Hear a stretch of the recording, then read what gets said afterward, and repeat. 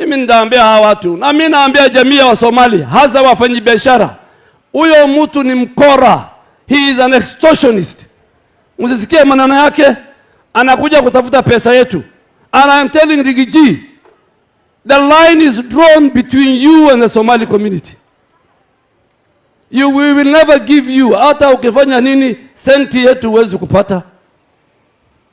Juzi uliongea juu ya mfanyabiashara wetu mkubwa Nairobi, BPS Mall. Am I right? Uliongea juu yangu. Uliongea juu ya Nurdin. Uliongea governors wetu. We have no issues. Your Excellency, the President of the Republic of Kenya, sisi tutasimama na wewe hata kama hujajenga barabara, hata kama hujatupatia chochote. Lakini Your Excellency, wakati watu walisikia unakuja Garissa na unaenda Wajir na unaenda Mandera, mwenda wazimu jana alisema ati hii program inafanyika Nigeria, inafanyika Benin, inafanyika wapi, hatuoni maraisi ya huko.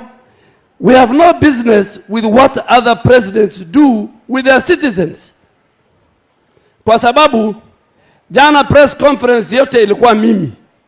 Sasa wacha mimi, na ni kweli uliposema watu wengine hawana sera, hawana agenda, lakini mwisho wako chini sana kiakili.